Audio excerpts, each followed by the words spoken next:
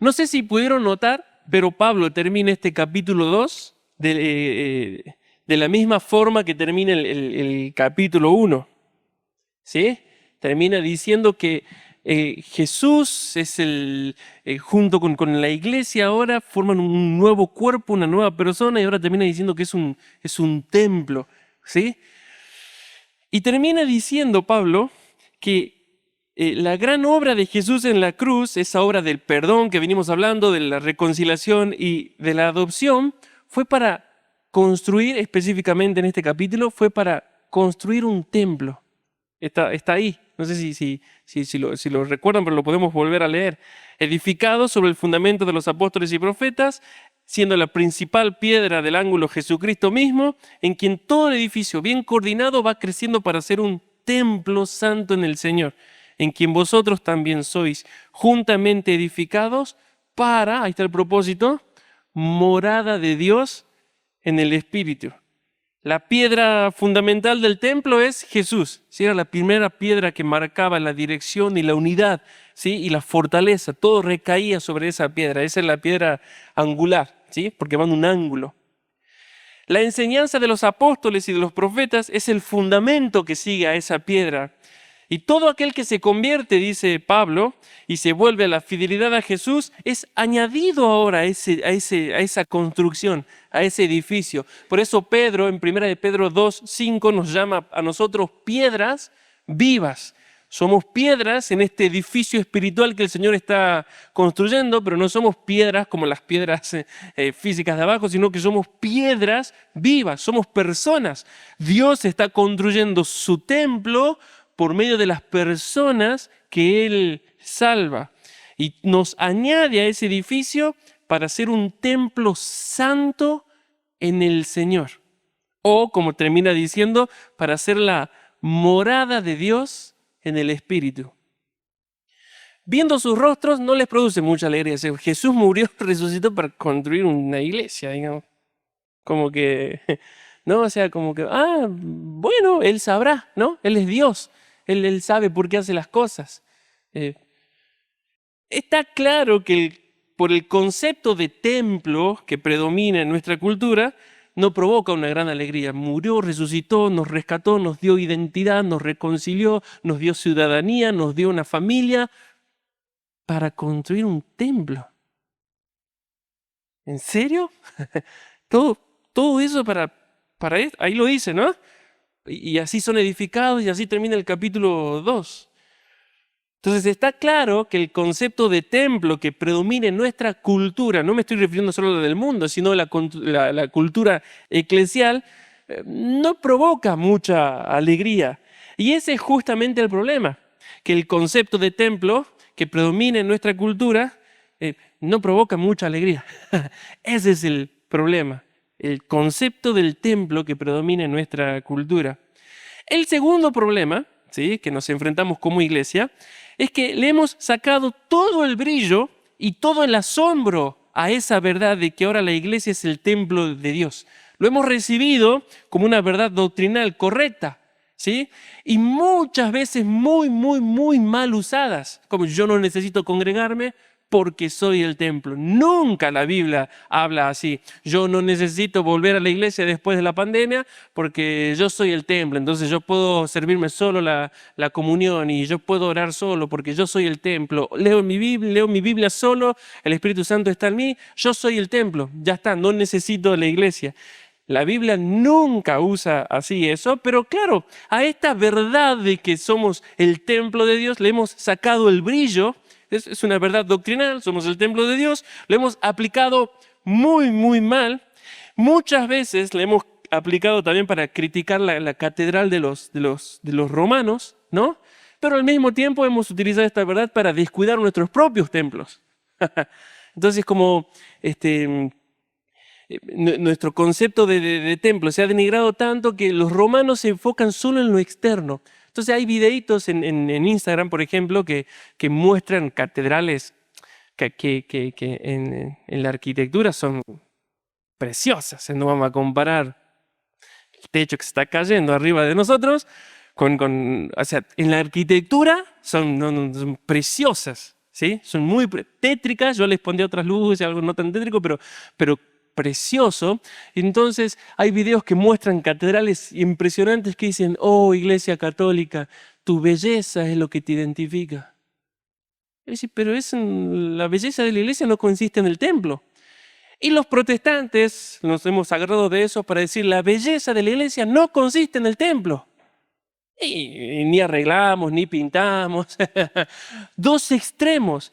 Ese es nuestro concepto de templo que gobierna en nuestra cultura eclesial. No necesito congregarme porque yo soy el templo. En nuestro caso, no necesito embellecer porque esto no es el templo. Nosotros somos el templo. Punto. Y al enfocarnos en lo externo, estamos perdiendo de disfrutar toda la realidad que ahora somos. El templo de Dios, lo que dice Pablo aquí. Toda la realidad de que ahora somos la morada de Dios en la tierra.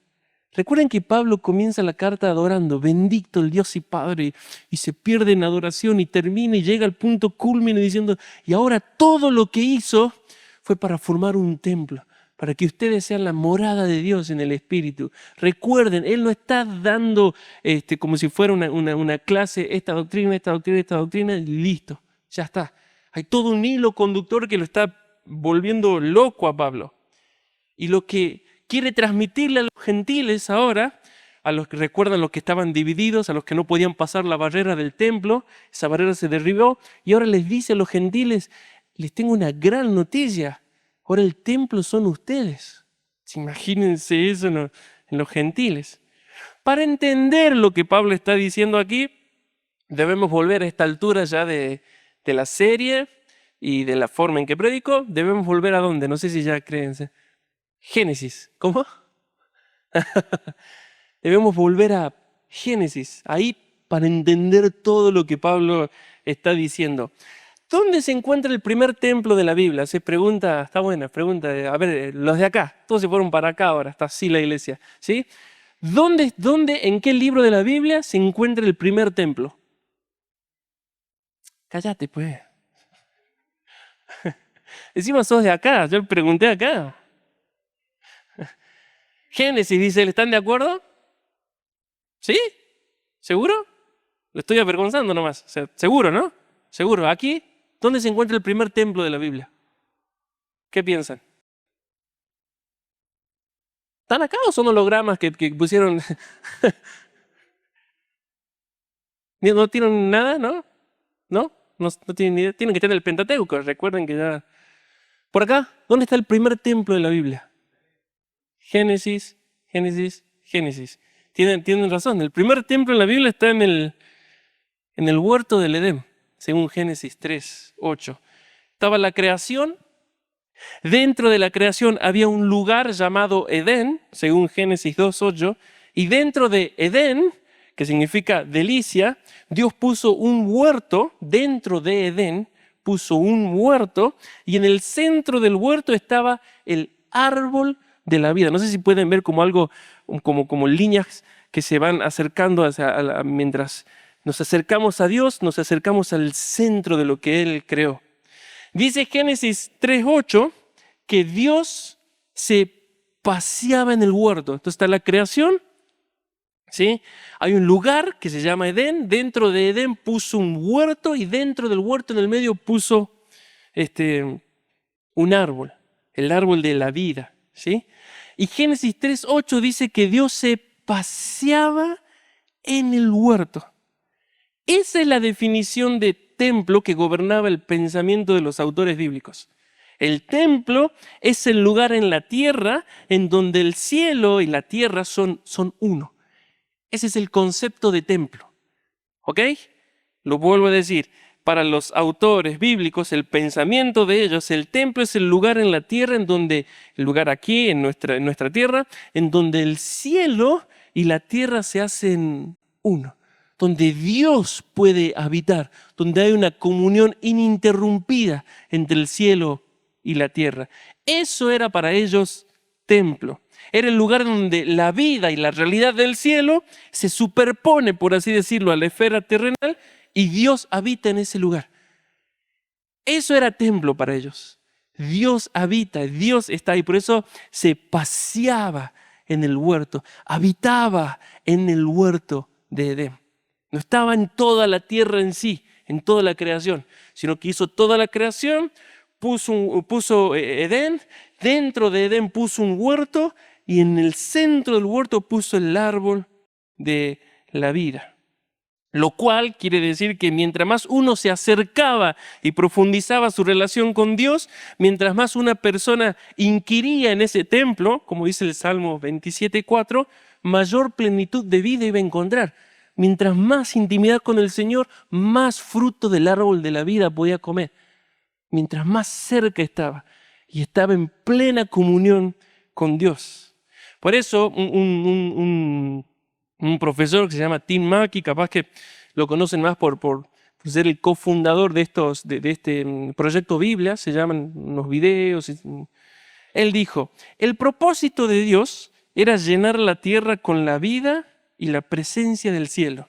Y el templo es el símbolo de esa realidad.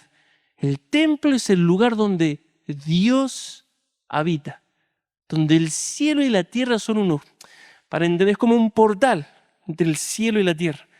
Ese es el templo. Eso era el templo. Pero el hombre, lo sabemos, se rebeló y de la vida que tenía plena con Dios fue exiliado a la muerte. De la vida eterna fue exiliado a la muerte y como todos saben, según Génesis 3:24, el camino al árbol de la vida quedó cerrado, ¿sí? Cuidado por 2 querubines. Nadie se acerca al árbol de la vida. Desde ese momento el hombre buscó todas las maneras de relacionarse con lo espiritual, pero ya no según Dios, sino bajo su propia redefinición de lo bueno y lo humano. Recuerdan que ellos comieron el árbol del bien y del mal. Ahora el hombre sabe lo que está bien y está mal y comienza a buscar constantemente relacionarse con lo espiritual. Y para unir el cielo y la tierra, creaban ciudades y en las ciudades construían ¿qué cosas? Templos, lugares altos, exactamente. Enormes torres, dice Génesis 11, cuya cúspide llegaba al cielo. Uno no se está refiriendo al aspecto, lo hablamos, recuerdan, al aspecto físico, porque ¿cuán cielo es el cielo? O sea, uno puede construir una torre de 300 metros y llegó al cielo, y la de 800 está más en el cielo, sino que querían conectar en lo terrenal con el ambiente espiritual que ellos le llamaban los cielos. ¿Me explico?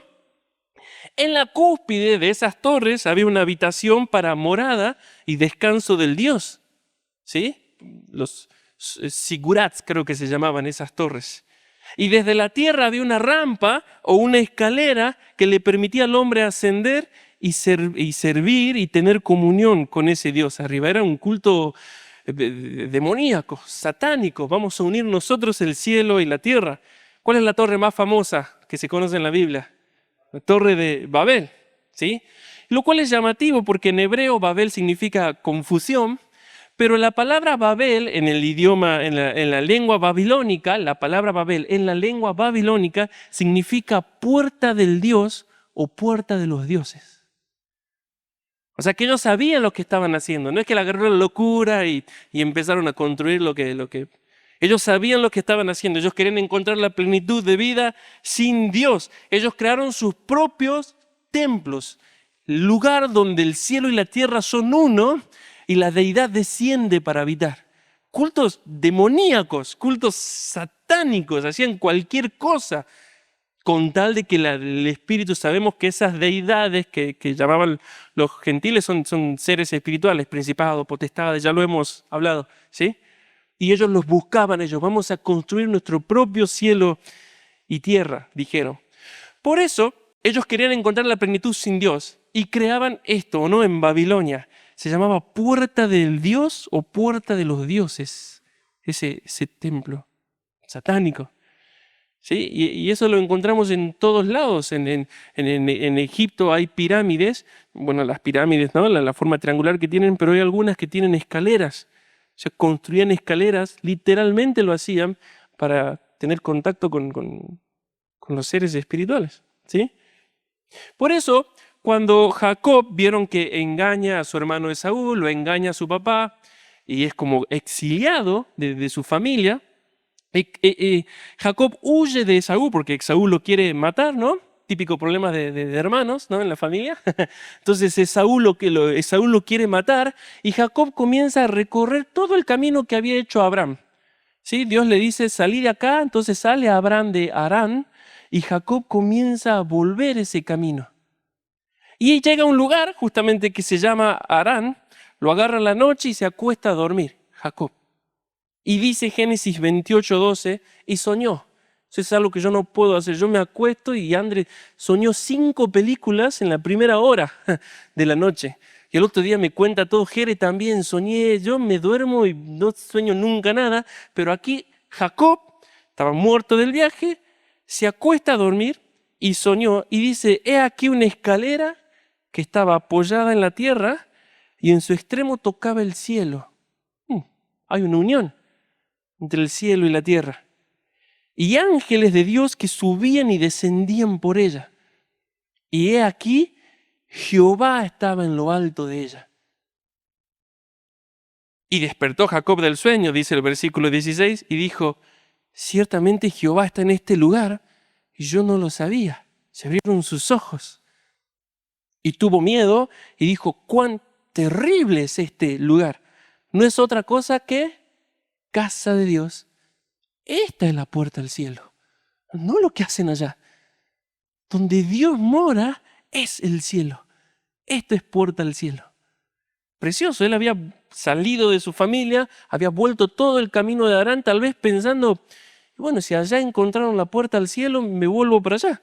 Y se le aparece el Señor y no, acá hay una puerta al cielo. Esa unión, esa superposición entre el cielo y la tierra, era la casa de Dios, era un templo. Dios moraba ahí. Terrible, dice, casa de Dios, puerta al cielo. Por eso luego, ¿qué hace el Señor para habitar en medio de su pueblo? ¿Qué hace? Manda a construir el tabernáculo y más adelante manda a construir el templo. El templo era la morada de Dios. Dios siempre quiso habitar íntimamente con su creación. Siempre ese fue el plan. Y lo hacía, ahora después de la caída, lo hacía por medio del templo, y antes de la caída el templo era el Edén, ¿sí? El huerto del Edén. Pero, aunque estaba el tabernáculo y más adelante estaba el templo, las puertas del lugar santísimo, ¿sí? Donde estaba el arca, la presencia misma de Dios, seguía siendo guardado por los querubines. Cuando ustedes lean, van a ver que Dios les da las instrucciones para construir el tabernáculo y les dice, poné dos velos, 2 cortinas que separen el lugar santísimo del lugar santo, y las 2 cortinas tenían la figura de 2 querubines, como diciendo, el árbol de la vida sigue cerrado. El camino al árbol de la vida sigue cerrado.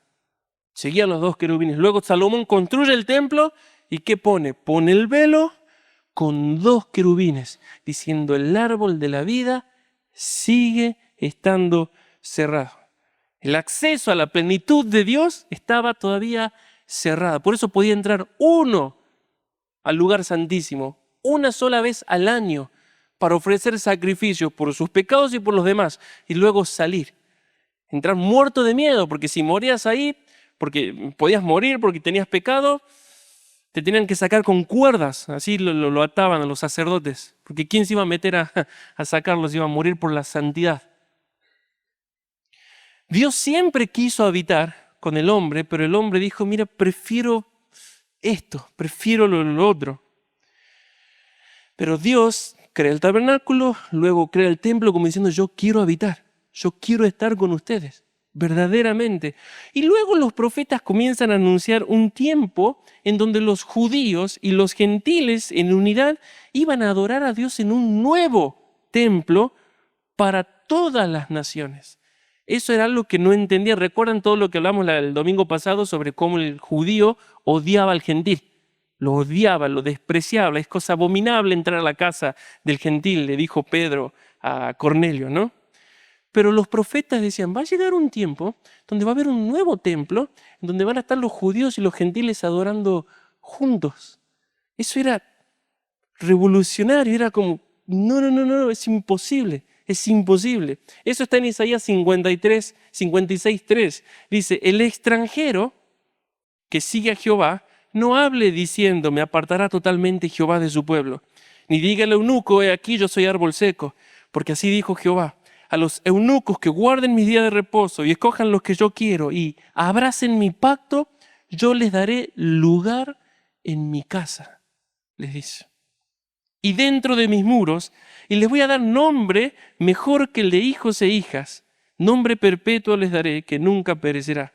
Extranjeros. ¿No mencionaba Pablo, ya no sois extranjeros?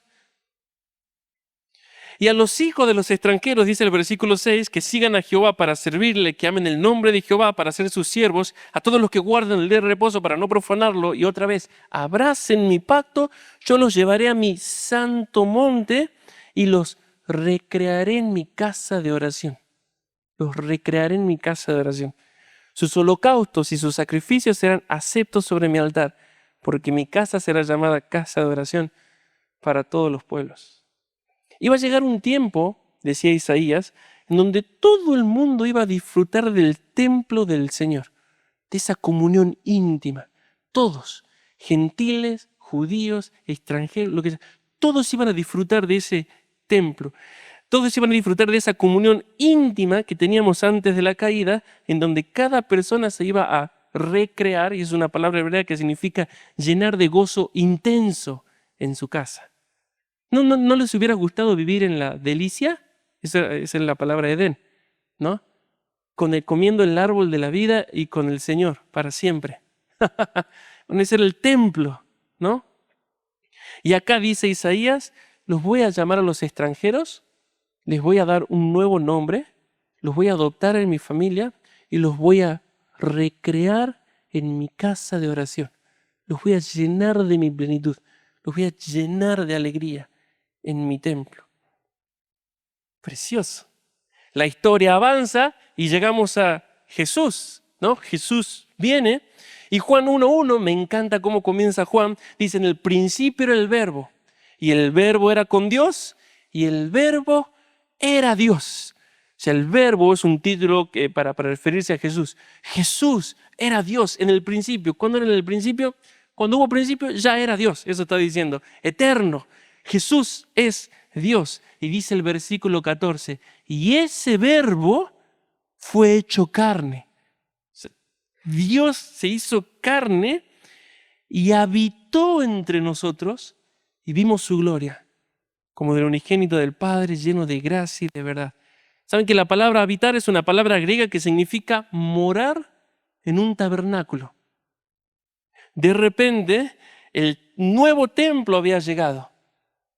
En Jesús, la plenitud de Dios puso su tienda entre nosotros. En Jesús llegó el cielo a la tierra. Hizo su tienda. O sea, verlo a Jesús era el ver el nuevo templo. La plenitud de Dios, 100% hombre. Vimos su gloria. Decía Juan, ¿qué habrán visto en todo su ministerio? ¿Cómo definía Juan la vida de Jesús? Vimos su gloria. Lleno de gracia, lleno de verdad. Y lo miraban a Jesús y estaban asombrados de Jesús. Un nuevo templo había llegado. Dios en la tierra, habitando entre nosotros. Por eso cuando Jesús, más adelante, en Juan 1:51, lo llama a Natanael, le dice a Natanael, uno de sus discípulos, de cierto te digo, de aquí adelante veréis el cielo abierto y a los ángeles de Dios que suben y descienden sobre el Hijo del Hombre. Le está relatando el sueño de Jacob, pero ahora se lo aplica a él. Jesús es ahora la casa de Dios y la puerta al cielo. Le está diciendo, yo soy la plenitud. Yo soy la casa de Dios y la puerta al cielo. Jesús es el templo perfecto de Dios. Por eso estar con Él era estar con Dios. Entonces sus discípulos, meditaba antes de subir lo que decían sus discípulos en el camino de Maús, ¿no ardían nuestros corazones cuando Él nos hablaba? O sea, la predicación más preciosa del mundo, les agarró el Antiguo Testamento y les empezó a contar desde Moisés, todos los profetas hablaban de Él. La mejor predicación que no quedó registrada, esos discípulos decían, ¿no ardía nuestro corazón? Estaban con Él. ¿No ardía nuestro corazón? Claro, porque estaban en el templo. Estaban con Dios, literalmente. Y como sacrificio, Jesús es el nuevo templo, pero también es el sacrificio y es al mismo tiempo el sacerdote de ese templo perfecto. Y como sacrificio y sumo sacerdote de ese nuevo templo de Dios, Él se entregó a sí mismo como ofrenda al Padre por los pecados de todos, dice el autor de Hebreos. Y cuando el Padre aceptó la ofrenda de ese Cordero de Dios que quita el pecado del mundo, según Juan el Bautista en Juan 1:29, el velo del lugar santísimo se rasgó en dos, los querubines dejaron de guardar el huerto y quedó abierto otra vez el camino al árbol de la vida, según Marcos 15:38. Impresionante. O sea, todo el tiempo ellos iban a presentar sacrificios al templo para que el Señor habite y ellos pudieran habitar con Dios. Pero era todos los días y luego estaba el día de la expiación, ¿sí? Una vez al año se hacía expiación por todo el pueblo. Y sin embargo ahora llega un nuevo templo, llega un nuevo cordero y llega un nuevo sacerdote que no era de la línea de Aarón, de los levitas. Era un nuevo sacerdote para presentar un sacrificio mayor al que se venía presentando y derramar una sangre más preciosa que la que se venía derramando siglo tras siglo, tras siglo, tras siglo, tras siglo. Y cuando Él derrama su sangre, dice consumado es, y todo Él se entrega en ofrenda agradable al Padre, el velo se rompe. Inmediatamente el velo se rompe. Imagínense la locura de los que habitaban en el templo. El velo se rompe y encima dice de arriba abajo, como diciendo el Señor, se acabó la separación para siempre. Ahora el camino a la vida está abierto otra vez. Precioso. Así que Jesús es el nuevo templo, nuestro nuevo sumo sacerdote por cuyo sacrificio tenemos acceso al Padre y a la plenitud. Esa es la historia del templo. No sé si se dieron cuenta, pues todo lo que vimos el domingo pasado. ¿Sí? Es lo que Pablo dijo en Efesios 2, 13 y 18. Pero ahora en Cristo Jesús, vosotros que en otros tiempos eras extranjeros y advenedizos, habéis sido hechos cercanos. ¿Por qué? Por la sangre de Cristo, el sacrificio de sí mismo. Porque por medio de Él, los unos y los otros, judíos y gentiles, tenemos entrada por un mismo espíritu al Padre. Jacob otra vez, Natanael otra vez. Yo soy la puerta al cielo. Yo, mi sacrificio, yo abro de vuelta el camino a la vida. Los cristianos de esa época entendían lo que Pablo les quería decir, pero tienen un gran problema al escuchar todo lo que escuchamos el domingo pasado. Si ya no hace falta el templo de Jerusalén para relacionarme con Dios, ¿en dónde me relaciono con Dios? Ellos recuerden, la idolatría no era algo primitivo, hermanos. ¿Sí? En realidad nosotros con todo nuestro avance tecnológico somos más tontos que ellos. La ciencia actual nos hace creer que la idolatría era algo primitivo que se hacía antes, pero ellos sabían muy bien lo que estaban haciendo. Ellos sabían muy bien y entendían muy bien que no era solamente una creación física, sino que lo que Dios había creado era una creación física y espiritual y se relacionaban e interactuaban constantemente. Entonces siempre donde se se construía, se levantaba una nueva ciudad, se ponía un templo. No eran tontos. No eran como, si todavía nadie sabe cómo construyeron las pirámides. Miren de tontos que eran. No tienen ni idea cómo hicieron para construir las pirámides. No eran tontos. Ellos sabían lo que estaban haciendo. Era su cultura. Los dioses habitan en el templo. Ya está. Pero ahora, lo vimos el domingo pasado, la barrera del templo se derribó y ya no hace falta ir al templo de Jerusalén. Entonces ellos inmediatamente entran en un shock cultural. O sea, ¿y dónde me relaciono con Dios? ¿Cómo me relaciono? ¿Dónde me relaciono con Dios? Ellos no conocían otra forma de relación con los dioses que no sea por medio de un templo. ¿Me explico? Era un shock cultural, era algo como... No conocían otro estilo de vida. Y aquí viene la gran noticia que Pablo les da en estos versículos.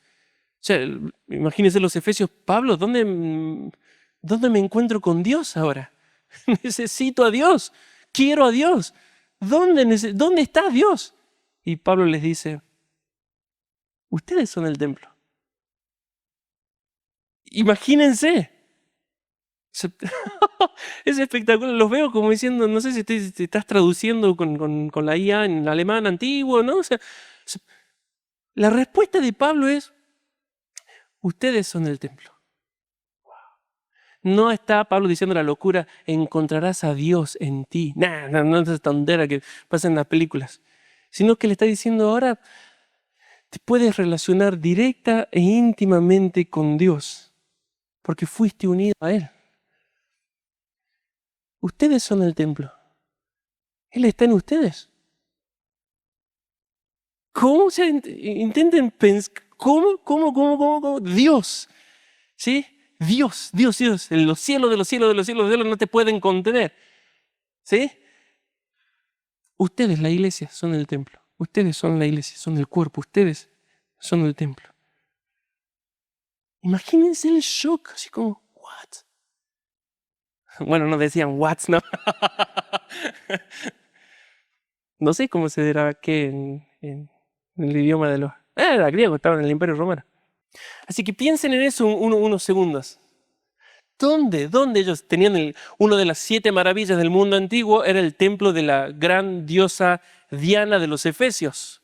¿Sí? Que cuando creo que Pablo quería predicar empezaron a gritar, grande es Diana de los Efesios, por 2 horas gritando, tanto endemoniados, grande es Diana de los Efesios, grande, una multitud. Era uno de las 7 maravillas del mundo. No conocían otra forma de intimidad, de alcanzar el favor de los dioses sin el templo. Y luego viene Pablo y les dice, ya nos hace falta eso. Ya no hace falta un lugar físico, material, como el tabernáculo o un templo físico. Entonces, Pablo, ¿dónde encuentro a Dios? ¿Dónde me relaciono con Él? Y Pablo le dice, la iglesia es el templo ahora. Dios quiso que ustedes sean su morada. Que nosotros seamos el lugar donde Él se pasea como en Edén. Nosotros, a mí, yo. Ay, me salió muy porteño. Yo. Todo aquel que cree, recuerden lo que estamos viendo en esta carta, todo aquel que cree en Jesús es unido a Cristo, dice Pablo. Y va formando, cada uno que se convierte va formando y edificando un edificio que es la nueva morada de Dios. Se convirtió Ana y ¡pum! Un ladrillo. O sea, espiritual, ¿no? Y se convirtió Dani y va formando porque Dios quiere habitar ahí. Les debe haber volado la cabeza.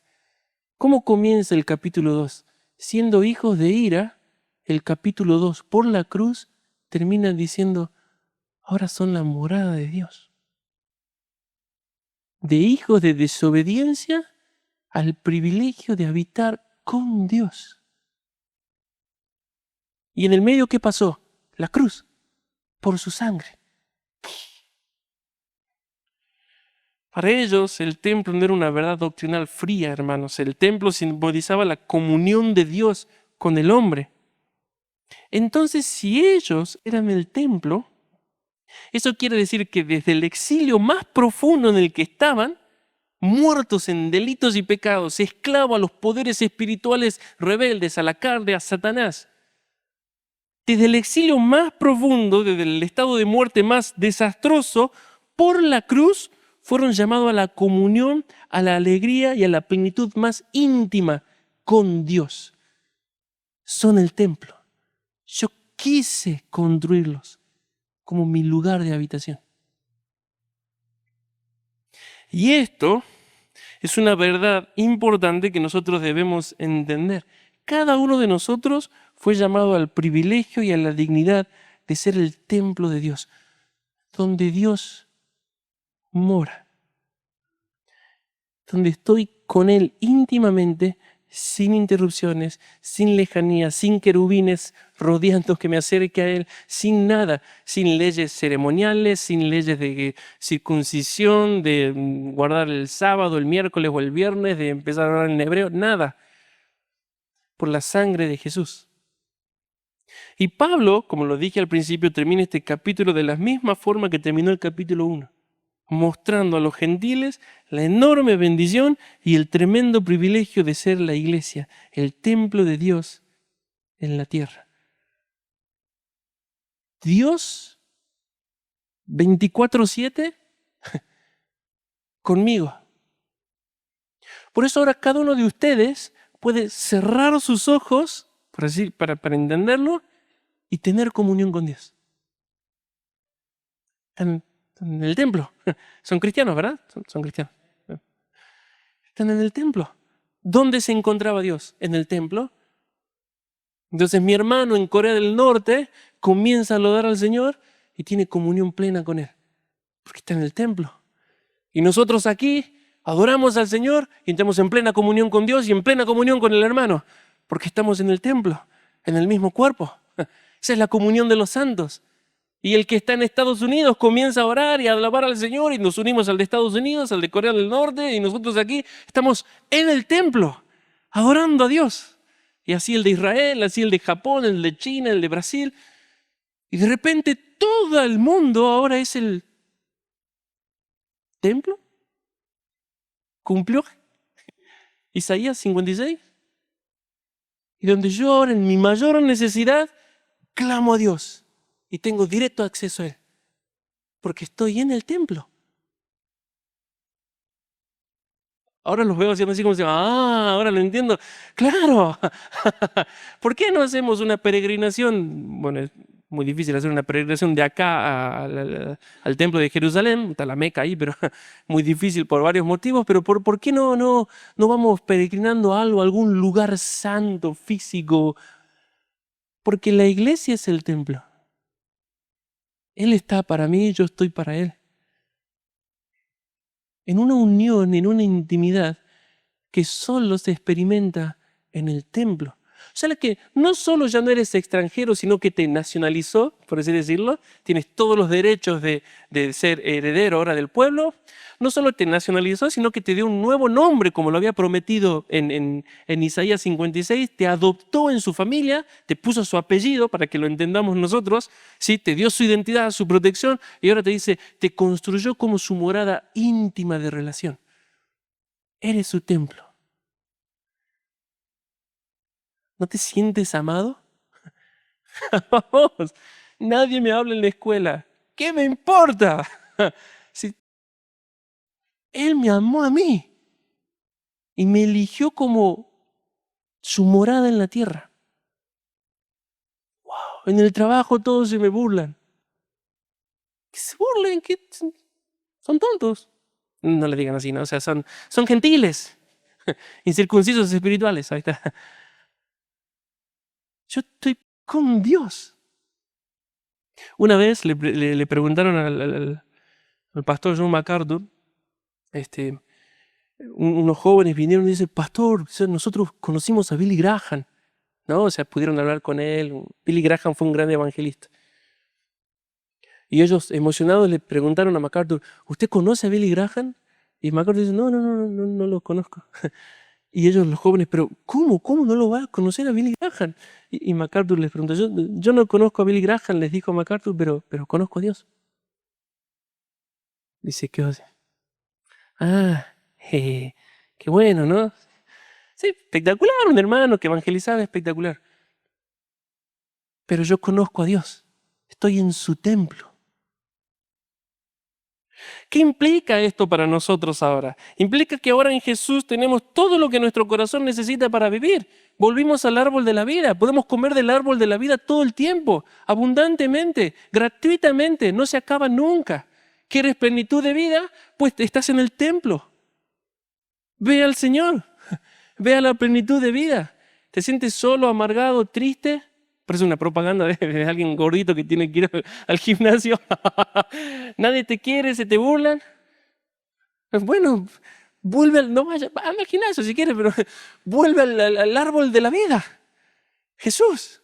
Por eso cuando ustedes terminan la Biblia en Apocalipsis, en la nueva creación, en el cielo nuevo y la tierra nueva, dice el Espíritu Santo, y no vi templo en ella por medio de Juan. ¿Cómo que no va a haber templo? No.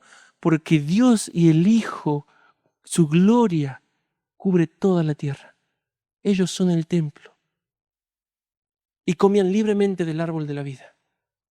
O sea que nosotros, por la obra de la cruz, comenzamos a experimentar adelantos reales de la plenitud máxima que nos espera allá. No va a haber templo, porque veremos su rostro cara a cara. Cara a cara. Ayer veíamos The Chosen con André, cuando Jesús está partiendo el pan, y yo decía, wow, un día lo vamos a hacer con Él. ¿Te imaginas ese día? Lo vamos a ir cara a cara. Por eso no hay templo, porque va a ser la unión perfecta, la morada de Dios. Todos, ¿qué es lo que implica esto para nosotros ahora? Que tenemos todo lo que nuestro corazón necesita para vivir. Todos nuestros recursos, toda nuestra plenitud, toda nuestra satisfacción, toda nuestra seguridad, nuestro refugio, nuestro consuelo, todo lo que el alma necesita para experimentar la vida, ahora lo tenemos en Jesús. Sobre Él descienden los ángeles. Él es la puerta al cielo. Su sangre nos acercó al Padre. Al ser el templo de Dios, por estar en Cristo, ¿no? Cristo es el nuevo templo, nos unimos a Él, pasamos a formar parte de ese templo. Cada uno de nosotros y la iglesia en sí tiene acceso al árbol de la vida constantemente. Por eso cuando ustedes leen los salmos, el salmista constantemente anhelaba estar en el templo. Y hablaba del templo, y en el templo, y a veces personificaba el templo. Mira lo que dice el Salmo 27:4. Una cosa he demandado a Jehová y esta buscaré, que esté yo en la casa de Jehová todos los días de mi vida. ¿A qué se refiere a estar aquí? Entonces los adolescentes ya dejen sus casas, vivan aquí, lo que va a ser eso, ¿no? Duerman aquí, vivan aquí porque hay que estar en la casa de Jehová, eso es lo que dice el salmista. No. El templo era la morada, yo quiero estar contigo, le decía el salmista. Que esté yo en la casa de Jehová todos los días de mi vida para contemplar la hermosura. ¿Dónde se contemplaba la hermosura de Jehová? En el templo. Y para inquirir en su templo, profundizar, buscar, investigar en su templo. ¿Qué vamos a buscar en el templo? ¿Qué tanto hay que buscar? No se refiere a esto, se refiere a su persona. Quiero más de Él, quiero más de Él, quiero más de Él. El Salmo 29:9 dice, voz de Jehová que desgajas las encinas y desnuda los bosques, ¿no? Imaginen, me encantan los salmos porque son muy gráficos, muy poéticos. Habla Jehová y todos los bosques quedan pelados de la autoridad de Dios y el poder de Dios. En su templo, todo proclama su gloria. En la intimidad con Dios, lo veo precioso. O sea, no es que entraba por la escalera y decía gloria, gloria, gloria, gloria, escrito en las paredes. Todo proclama su gloria. No, el templo era el símbolo de la presencia de Dios. En su templo, todo grita su gloria. Me encuentro con Él y... ¿Dónde se encontró Isaías con Dios? Con Jesús, dice después Juan. En el templo, porque era la unión del cielo y la tierra. Si un domingo el Espíritu Santo pudiera abrir nuestros ojos a lo que pasa acá, cada domingo, lo que pasa en la comunión cuando se consagra el pan y el vino, es como que se abre el portal, por así decirlo.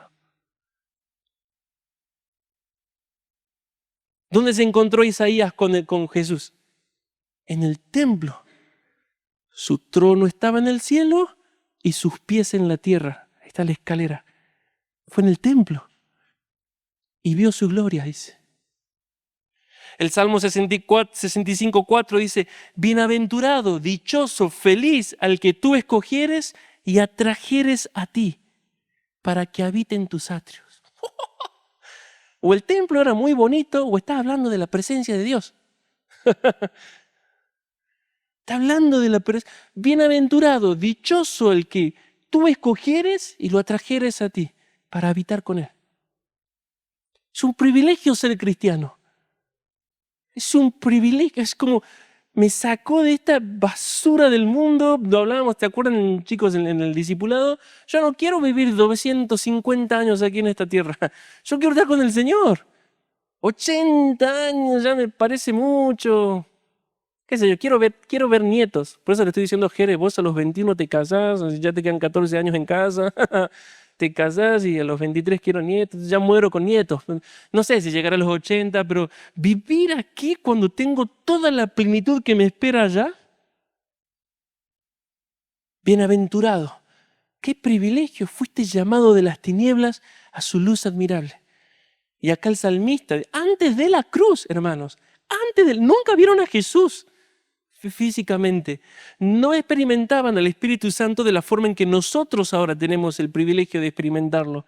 Antes de la cruz, antes de Pentecostés, siglos antes de todo eso, ellos ya decían, bienaventurado al que tú escogieres y atrajeres a ti para que habite en tus atrios. ¡Wow!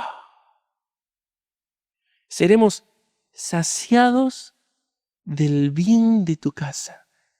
Y lo explica, de tu santo templo. Precioso. Y el Salmo 48:9 dice, nos acordamos de tu misericordia, oh Dios, en medio de tu templo. Se revela, se hace realidad, comunión íntima, plena, todo está en Él. Todas mis fuentes, todos mis recursos, toda mi plenitud, todo lo que mi corazón necesita está en Él. Ellos encontraban todo en el templo porque ahí estaba el Señor. Y la gran noticia que Pablo le da a los efesios y por ende nos la da a nosotros es que ahora la iglesia es el templo del Señor. Tienen todo en Él. Edén restaurado. ¿No quieren Edén? ¿Quedan en Babilonia? ¿No? ¿Qué quedan? ¿Qué quieren? La iglesia es el templo del Señor donde su espíritu se pasea como en el huerto del Edén y nuestra alma encuentra plenitud. No necesito más. Yo seré saciado de la abundancia del bien de tu casa. Uf. Por eso un cristiano pobrecito, no me refiero económicamente, porque todos aquí en Salta somos cristianos pobrecitos, me refiero a que cristiano que vive llorando, que nadie lo entiende, que se siente depresivo, que se siente solo, que se siente que nadie lo entiende, porque en toda la historia de la humanidad, en billones y billones de personas, nadie vivió lo que él está viviendo en este momento. Sigo, ay Señor. No es que me enojo, sino que digo, tiene una fuente de agua ahí y se está muriendo de sed. Ve a Jesús. Tim Mackie, otra vez, el cofundador de Proyecto Biblia, dijo, Pablo en Efesios describe a la nueva comunidad de seguidores de Jesús utilizando una mezcla de metáforas de templo, de árbol, porque dice que el templo va creciendo. Esa palabra creciendo es una palabra para referirse al crecimiento natural de los árboles, por eso Tim Mackie dice eso. Jesús, una mezcla de metáforas del templo, del árbol y del cuerpo. Y todas esas metáforas apuntan a la realidad de que Jesús es el lugar donde la plenitud de Dios se entrelaza con la tierra y la nueva humanidad, la iglesia, participa de esa plenitud en Jesús. Por eso predicaba Pablo. Quiero que conozcan esto. Lo vamos a ver el domingo que viene. Las abundantes, le llama el evangelio de las abundantes riquezas de la gracia de Jesús. Eso es lo que los motivaba a predicar. Quiero que el mundo conozca esto. Donde está Jesús con su iglesia, participamos de la plenitud del cielo. Ninguno de nosotros necesita al mundo para encontrar su plenitud. Ninguno. No lo necesitas. Quítate eso de la cabeza. No necesitas pastillas para dormir. No necesitas pastillas para despertar. No necesitas pastillas para mantenerte despierto. No necesitas psicólogo, psiquiatra. Me refiero que ellos no pueden llegar a los problemas del alma. A eso voy. No necesitas creer las mentiras de Babilonia, creando ellos sus puertas al cielo. de cómo debe ser el matrimonio, de cómo debe ser un hombre, cómo debe ser una mujer, cómo debe ser los jóvenes. Ahora somos el templo de Dios y tenemos todo en Él. Todo en Él. Todo. Plenamente todo en Él. Todo en Él. ¿Qué necesitas entonces? Ir a Él. Creerle. Disfrutar. Estar con Él. Imitar a los salmistas. Me voy a tu templo y derramo mi corazón en tu altar. Y estoy contigo. Y tú conmigo. Ahora pueden entender por qué los salmistas a veces, estando lejos, adoraban hacia el templo, ¿no? Porque era el lugar de la morada de Dios. No estaban viviendo en nuestra dispensación, se diría en Efesios, en nuestra época. Estaban en otra dispensación, en otra época. Entonces ellos, para estar con Dios, tenían que orar hacia el templo y me escucharás desde tu santa morada. Nosotros decimos ahora, cierro los ojos y en mi habitación digo, papá, cielo en la tierra. Edén, otra vez. Y uno puede sentir su presencia paseando. ¿Dónde estás? Donde ya no tenemos que huir como Adán y Eva cubierto con pieles de animales, porque ahora estamos revestidos de Cristo, va a decir Efesios 4. Él nos vistió de Él. Camina delante de mí. Disfrútame. Tienes todo en Jesús.